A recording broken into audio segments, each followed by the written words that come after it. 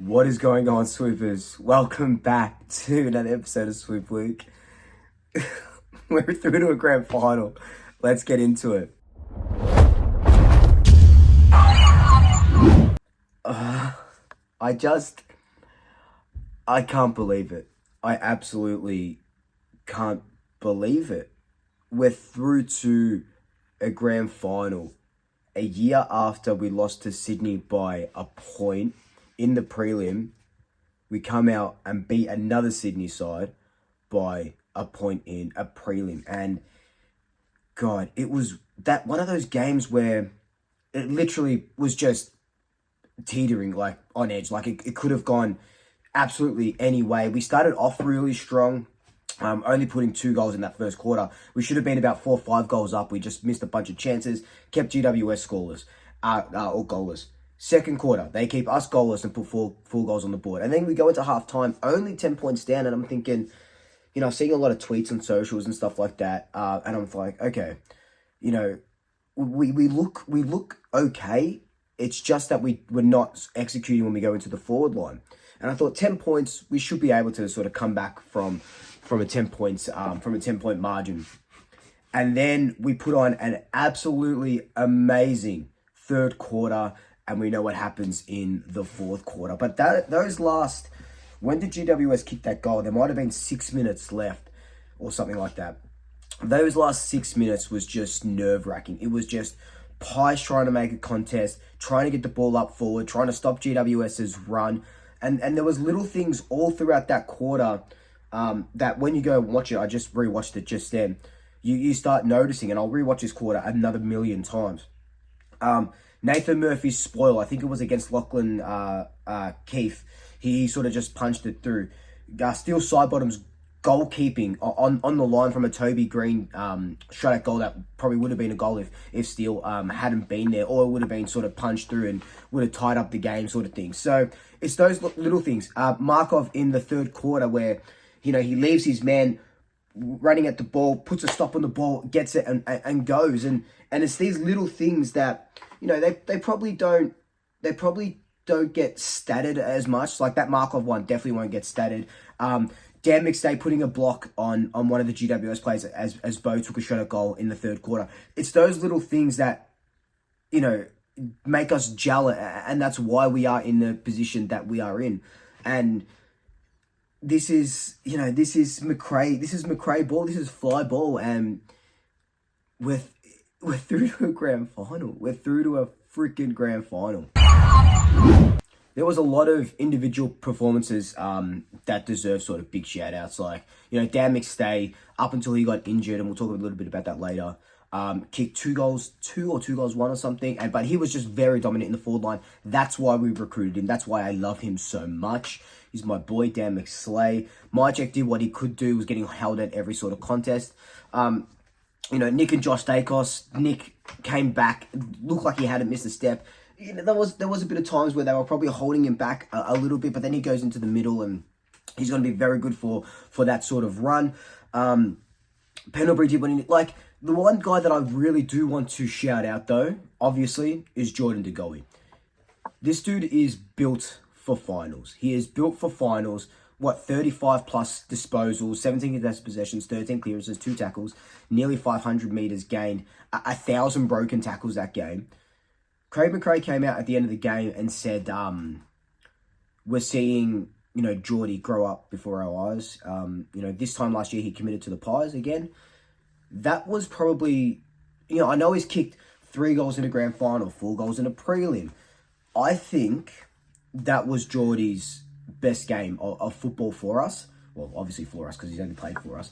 But I think that was Geordie's best game of football just because he willed us over the line. He absolutely willed us over the line, grabbed us, and we went, So I just want to thank him for that. I just want to thank him for that because it was absolutely incredible what he was able to do.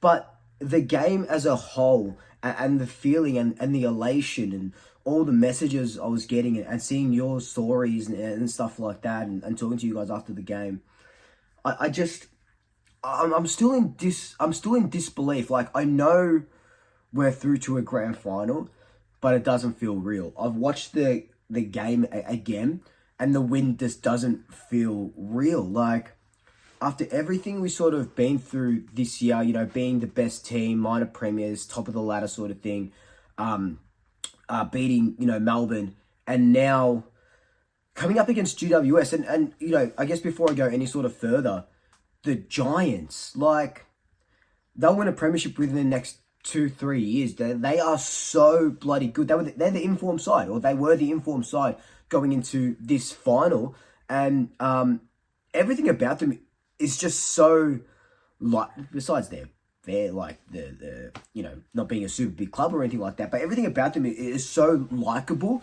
And Kingsley has just got them purring. Kingsley will be coach of the year. I would have loved to have played them in a grand final, because, you know, they deserve to sort of get there because they've been so good. And, you know, Toby Green, what's his name? Connor Iden was really well in the back line. Callum Brown was really well. You know, what's his name? Tom Green as well. They got Tom Green and Toby Green? Or am I making that up? I don't know. No, they do have Tom Green. Anyway, yeah, so props to them. They put it right to us. They gave us their everything, and we know how it feels to lose a prelim by a point. So props to the Giants for everything that they did. There's a lot of storylines going into the grand final, you know. What the biggest one is Dan McStay.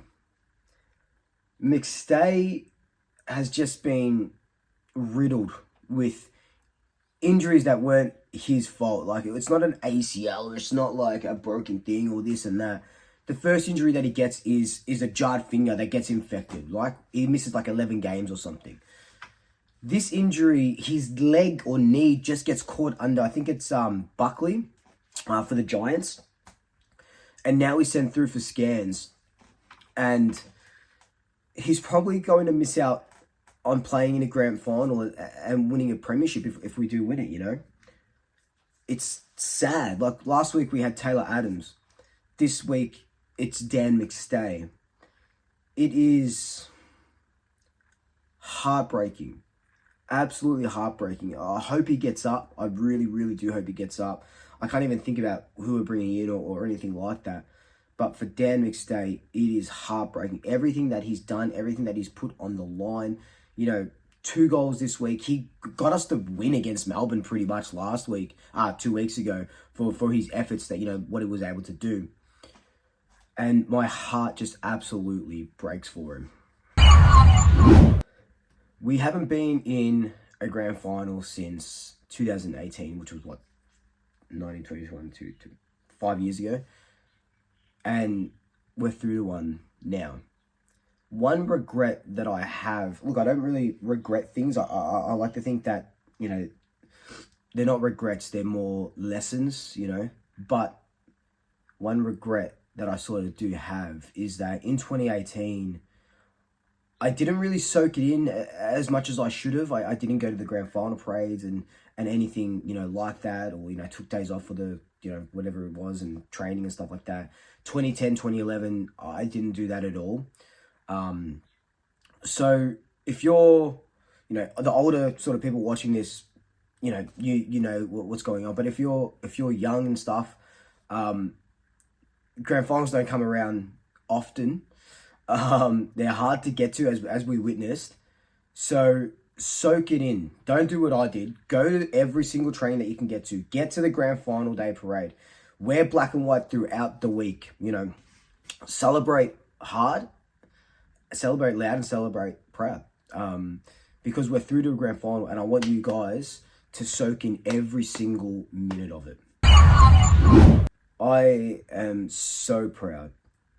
I am so proud of this team to get to where they have. Like, it's crazy, man. It's crazy how much emotion and belief and, you know, time and stuff you put into a team of 23 players that don't know you. Know what I mean? Like, they don't know you. We're watching these guys on TV going into a coliseum with 100,000 people, and, you know, they're just 23 dudes who play a game that they love, and and we get to be on that journey with them. And that's why sport is so incredible. That's why, you know, I love and I hate sports so much, because it can give you the biggest joy and the biggest heartbreak, and we've witnessed it all. And I'm not going to say that we deserve a grand final win, you know, for everything. No, we've earned the right to play in a grand final. This team has earned the right to play in a grand final. I don't want to swear. I love this team so much. I wouldn't be doing what I'm doing and dedicating so much of my, not even free time, because I'm doing this during work and stuff like that on the weekends and stuff, and I'm not getting paid for any of this stuff, and I'm doing this because I love them so bloody much, you know, and yeah, I'd do anything for them. I'd run through a brick wall for them if I had to, and I know you guys will as well. So soak it all in. The Pies are through the grand final. We play either Brisbane or Carlton. I don't care who we play. Just bring it on. Bring them both on. And yeah, it's going to be a big week, and I'm going to try my best to see what sort of interviews and stuff that I can get for you guys. So, you know, hopefully I can bring you the best grand final week content that I can bring you. It's a new territory for me. So let's get into it. Like, comment, subscribe, tell your family, tell your friends, tell your pets, and until next time, double shackers. I'll swoop you later, and I love you all.